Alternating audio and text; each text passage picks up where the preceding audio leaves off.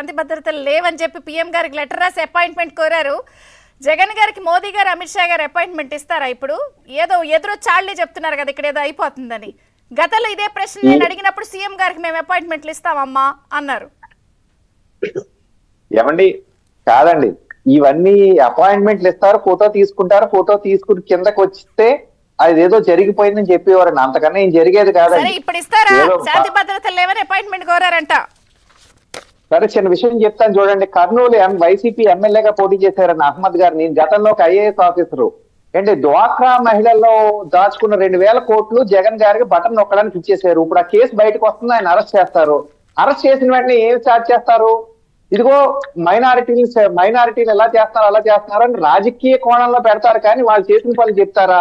వీళ్ళు చేసే రాజకీయాలన్నీ కూడా ఇలాగే ఉంటాయి. నిన్న మొన్న కూడా కొట్టుకుని కాదే చంపేసుకున్నది ఇద్దరు కూడా వైసీపీ నాయకులు. కింద పడ్డా మాదే పై చేయని మీకు అపాయింట్మెంట్ కోరారు, ఇప్పుడు ఇస్తారా? ఎవరండి? ఎవరు పనితం చేసుకుంటది కానీ ఇలా స్పెషల్ అపాయింట్మెంట్లు ఎవరు? సరే అయితే థ్యాంక్ యూ రామ్ కుమార్ గారు, పిలిమాణిక్రావు గారు, ఉపలక్ష్మణ్ గారు, వివేక్ గారు, థ్యాంక్స్ ఫర్ జాయినింగ్. ఇది బ్రేక్ఫాస్ట్ న్యూస్. అప్డేట్స్ కొనసాగుతాయి, చూస్తూనే ఉండండి ABN.